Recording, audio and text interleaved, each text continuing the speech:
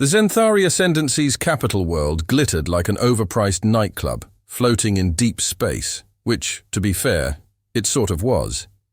It hosted the Rite of Dominion combat trials, an annual spectacle where 400 elite species competed in front of weeping statues, weirder holograms, and an audience so overdressed it looked like a peacock convention exploded inside a jewel vault. The opening ceremony alone lasted 3 galactic cycles, involved a 900-verse chant by the harmonic fangs of prosperity, and concluded with fireworks that accidentally obliterated a small moon dedicated to inspirational quotes.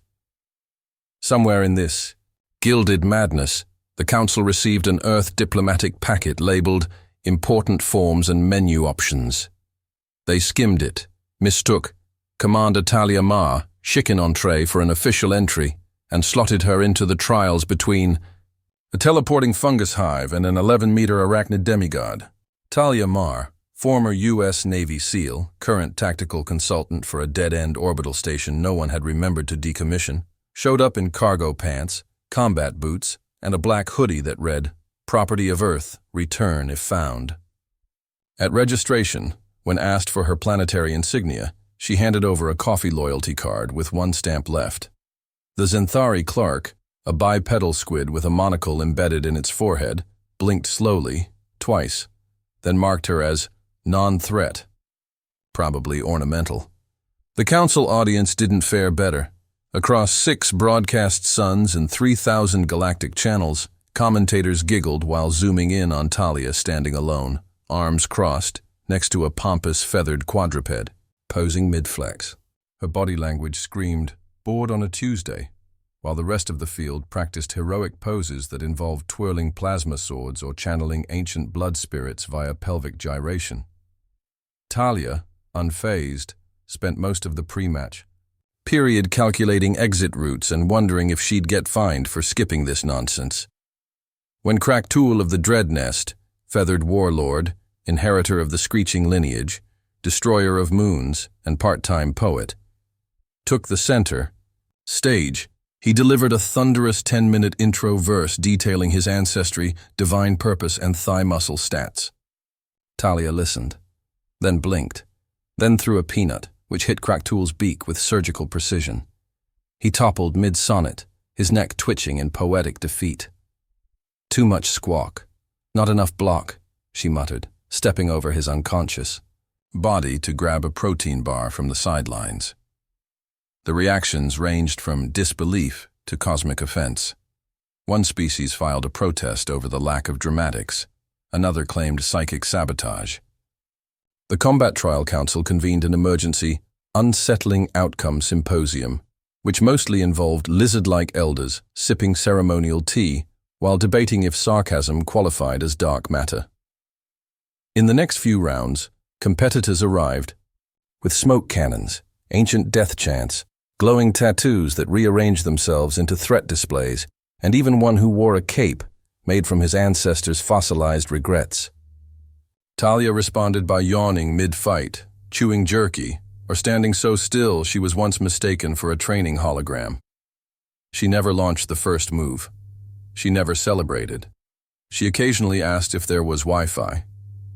By the 7th round, the Galactic OddsNet AI, which had predicted her defeat in every match with 99.999998% certainty, experienced a data paradox, achieved brief sentience, shrieked "Nope" in 16 languages, and deleted itself.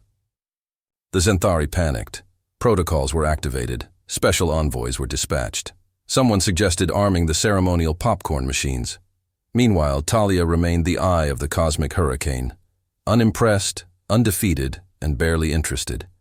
She took notes. She memorized patterns.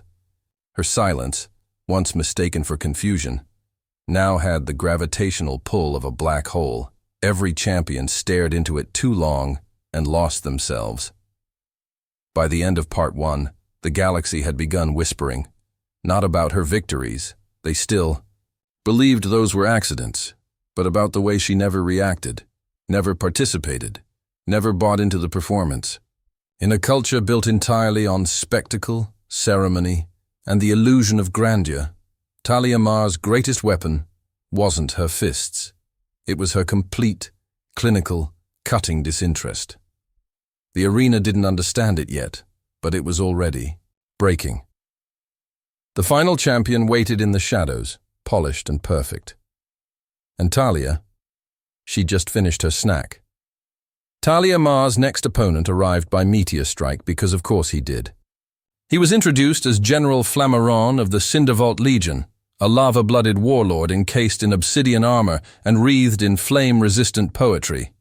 His entourage included a choir of sulphur-throated bards, a mobile shrine to his own jawline, and a small planetary envoy tasked solely with hurling fresh magma at his feet as he walked. The arena roared with the approval of species who'd evolved solely to be impressed. Talia walked in late, sipping something that looked suspiciously like instant coffee from a thermos labeled NASA, not always sanctioned activity. She didn't even glance at the swirling infernos or the synchronized battle drums. She just nodded at Flammarion and said, "Let me guess, you do CrossFit?" The audience gasped. Flammarion's eyes glowed like active volcanoes. He gave a speech about his people's molten honor and how each of his punches contained the weight of ancestral justice. Talia scratched her ear, shrugged, and took a seat cross-legged at the edge of the combat ring. When the bell rang, Flammarion lunged with the fury of 10,000 overhyped warrior cultures. Talia rolled to the side. He missed. She stood up. He tried a flaming uppercut. She sidestepped. He summoned a geyser of plasma. She ducked and muttered, "Cute." 10 minutes in, Flammarion was visibly exhausted, heaving breaths, molten armor, hissing, confused as to why his dramatic onslaught hadn't so much as singed her boots. Talia finally moved. A slow, calculated pivot. Nothing flashy, just a shift of weight. Flammarion reacted too quickly, overcorrected, and slipped on his own lava. His body hit the floor with a seismic crunch. The crowd's silence was so total you could have heard a data packet scream. From her pocket, Talia pulled out a heat-proof marshmallow and toasted it over his unconscious chest plate. "Waste not," she said, chewing thoughtfully. At this point, panic became policy. The Zenthari Council issued an emergency statement, declaring Talia a statistical anomaly undergoing further narrative recalibration. Analysts debated whether she was using fourth-dimensional strategy, chaos harmonics, or just incredibly advanced trolling. Galactic news feeds began obsessively tracking her movements. What she ate? Jerky. How she trained? She didn't. What philosophy she followed? Nihilistic curiosity with a side of passive resistance. Interviewers were denied access. A sentient, journalist drone tried sneaking into her quarters and ended up with its memory wiped and reprogrammed to recite bad human puns. The combat trial audience, once a sea of arrogant belief, began to fray. Talia's matches were no longer bloodbaths. They were mirror mazes where her enemies tripped on their own theatricality. One insectoid competitor entered while performing a sacred battle ballet passed down for 10,000 years. Talia watched for 3 minutes, blinked once, and walked away. He collapsed from emotional dissonance. Another fighter, a telepathic brute from the mind-forged clans, attempted to dominate her psyche and was left quietly sobbing after encountering a wall of 404 emotion not found. As she advanced, spectators began showing up with popcorn, just to see how exactly she would not fight next. Her legend grew faster than anyone could control. A cult formed, not around her abilities, but around her refusal to care. The way of the shrug, they called it, preaching holy indifference and passive annihilation. Merchandising spiraled into absurdity. One vendor sold official Talia brand, eye rolls downloadable in over 300 languages. Even her silence was now monetized. Clips of her standing still raked in more views than the average Galactic opera. In retaliation, the Council launched Protocol Glimmerblade, unleashing a holographic PR campaign meant to restore the glory of the trials. Talia wasn't impressed. When asked during a press conference what she thought of the ongoing galactic uproar, she leaned into the mic and said, You're all trying so hard to look like winners. You forgot how to actually win. Then she walked off stage. That single moment crashed 7 propaganda servers and caused a brief market collapse in decorative battle armor futures. Behind closed doors, the trial organizers scrambled to protect the sanctity of their spectacle. Betting houses went into freefall. Combat consultants held strategy summits, trying to decode her style, unaware there was no style to decode, just a series of observations wrapped in deadpan disinterest. Talia wasn't winning because she was stronger. She wasn't even trying to win. She was simply noticing what others couldn't see, that the entire structure was a fragile illusion, built on the assumption that everyone wanted to be seen. And, as her next match approached, the final before the champion, every eye in the galaxy was on her, searching for the trick, the secret, the buried weapon. Talia, meanwhile, was lounging in her locker room, feet up on a ceremonial fruit basket, reading a comic book titled Space Marines of Misfortune. When a camera drone hovered nearby, she didn't look up. She just muttered, "Still waiting for someone to actually hit me." The final pre-champion bout was held in the Grand Convergence Arena, a titanic coliseum carved from a hollowed comet and orbiting a binary star, because subtlety was for species that didn't have budget overruns. This wasn't just a stage. It was a declaration of vanity, lit by synchronized plasma fountains and a live orchestra composed entirely of telepathic cephalopods wearing monocles. Every inch screamed ceremonial excess, from the gold-plated gravity stabilizers to the crowd's collective obsession with sparkle-based intimidation. Talia Mar stood at the edge of the platform, chewing on a protein bar shaped like a wrench, and ignoring the blaring fanfare. Her opponent was Velkor the Apex, a crystalline juggernaut whose combat record included a victory via glare and a finishing move called the Galactic Refractor, which allegedly once turned an entire moon into interpretive glass. Velkor's entrance was accompanied by a literal choir of exploding stars projected via light-bending drones. Meanwhile, Talia adjusted the sleeves of her hoodie and muttered, "Did I miss the part where I'm supposed to care?" The crowd leaned forward in anticipation of an interstellar clash. Instead, they got a lesson in clinical apathy.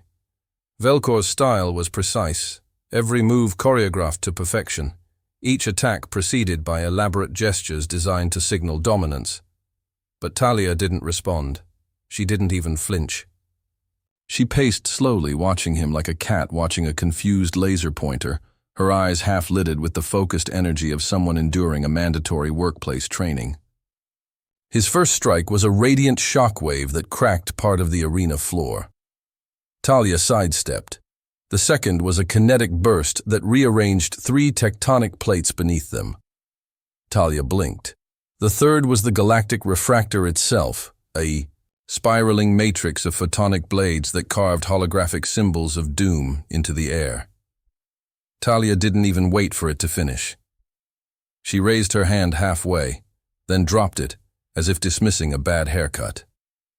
That single motion disrupted Velkor's rhythm. He staggered, confused. Her movements, minimal, casual, deliberately unfinished, were throwing off his entire combat algorithm. Talia began mimicking his posture in reverse, just enough to create echoes that messed with his visual spatial tracking. Velkor faltered. His strike went wide. She smirked. Then she walked toward him. One step at a time. No theatrics, no flourish. Just deliberate, mechanical forward movement, the way a disappointed gym teacher approaches a student who's trying too hard to impress a mirror. Velkor, jittering from sensory confusion, lashed out with a blade arm technique so flashy it generated fan mail mid-air. Talia ducked. Not gracefully, just barely. But that was the point. Every move she made looked like an accident that kept being right. It drove him mad. In a final act of desperation, Velkor activated a failsafe, a feedback loop, built into his neural lattice to force his body into auto-attack mode when overwhelmed. Talia paused, narrowed her eyes, and then, without touching him, performed a brief sequence of movements that mirrored his own calibration sequence. Velkor's body shuddered, then jittered. Then, in full view of 10 million spectators, began violently rebooting itself. His limbs spasmed into interpretive shapes. His internal systems projected a diagnostic report in 20 languages. He fell to his knees as his own targeting subroutine attempted to declare war on his left thigh. Talia knelt beside him, tapped the side of his gleaming helmet, and said, "Your swagger has a memory leak." The arena detonated in gasps, confusion, and the sound of cultural collapse.